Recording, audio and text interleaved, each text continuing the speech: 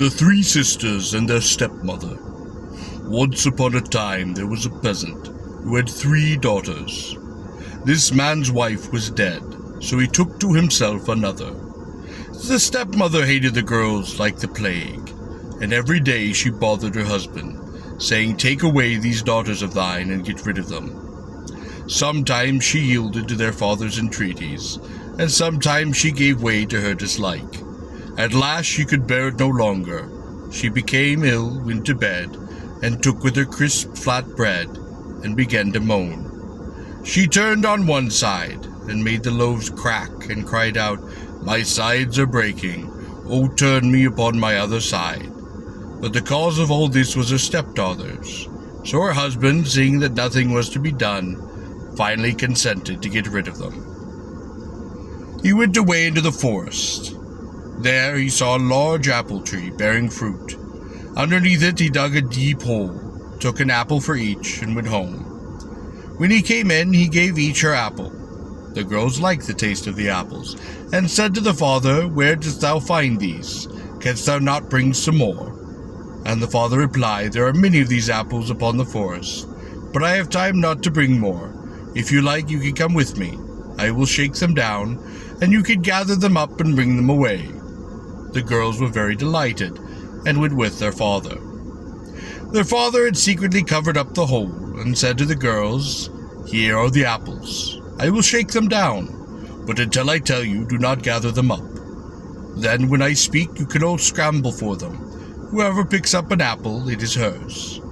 The father then went up to the tree, and when he had shaken it well, called out to his daughters, "Now catch who can."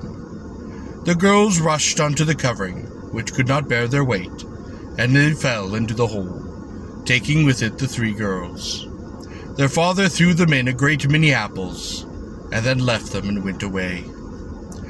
The girls could not at first understand their father's conduct, but when they saw that he had brought them into the woods upon purpose, and said, "Oh, our wicked stepmother is to blame for this." But there was no help for it, so these little maidens sat down and wept. They wept and wept until their faces were pale. Their tears shook heaven above and the earth beneath, and at last the apples were finished.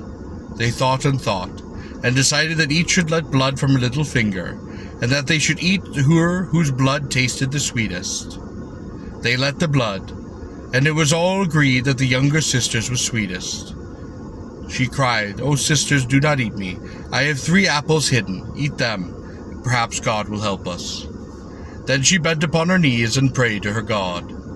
"O God, for thy name's sake, I beseech thee, let one of my hands turn into a pickaxe, and the other into a shovel." God heard her prayer, and one of her hands changed into a pickaxe, and the other into a shovel. With one hand she dug a hole, and with the other shoveled away the earth. She dug and dug until she came to a mouse's hole. She took thence nuts, little nuts, and gave them to her sisters, and went upon digging. She then broke into a stable wall. This stable belonged to the king, and almonds and raisins were strewn about within it. The girls used to go to the stable, and they stole the raisins and almonds and ate them. The grooms were astonished and said, "Who can it be that does steal the almonds and raisins? These horses are dying of starvation." The little maiden in her digging next broke the window of an old woman's hut, and every morning the mistress of his hut went to mass.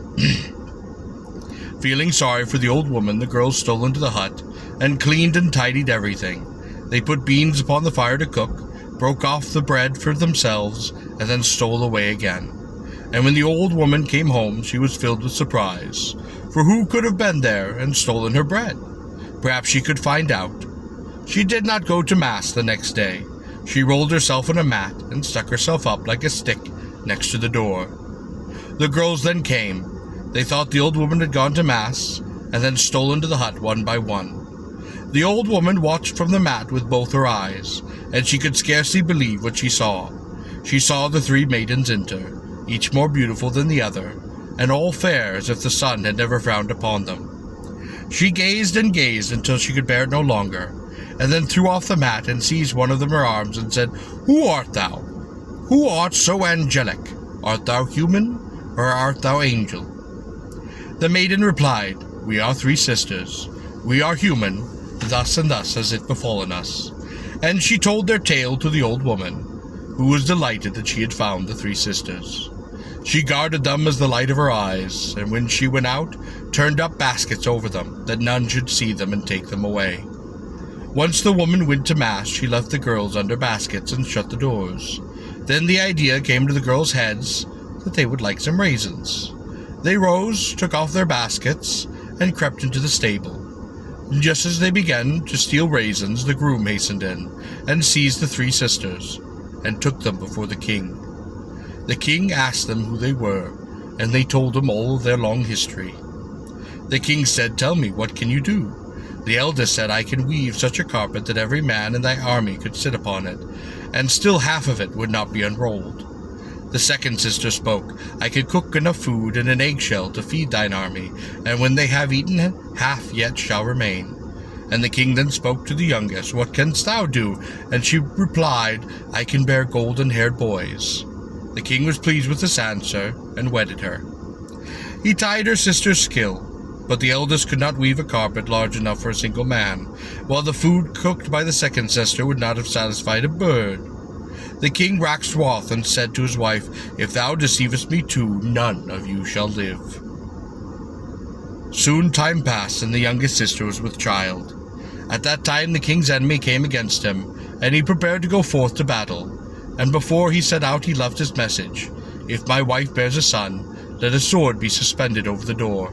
If she bears a daughter, let a spinning wheel be hung up." Shortly after this, his wife went to bed. Her sisters would allow no one into the bedroom. They tended her and nursed her themselves. The king's wife brought forth a golden-haired boy.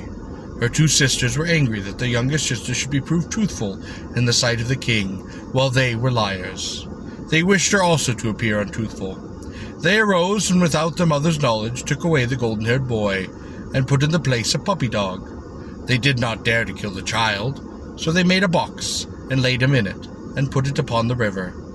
The river carried the boy away, and it stuck in a mill race. The race was dammed, and the mill stopped. The miller came out, and saw that the box was filled in the race. He took it up, opening it, and behold, there lay a golden-haired child. He was childish, so he took it home, and brought it up. In the meantime, the sisters hung up a pestle over the door. The king returned from the battle, and seeing the pestle, was very much surprised, and said, "What does this mean? What has my wife brought forth?" The sisters spoke, "A puppy," and the king was very angry, but thought, "Perhaps someone has done this. I shall wait and see if she indeed has a son." A year passed, and his wife was again with child. One day, when the king was out hunting, a golden-haired boy was born. The sisters, as before, would allow no one up in the room. They took the child away, and put a kitten in its place. They again put that child in a box, and set it upon the river, and the miller found it once again.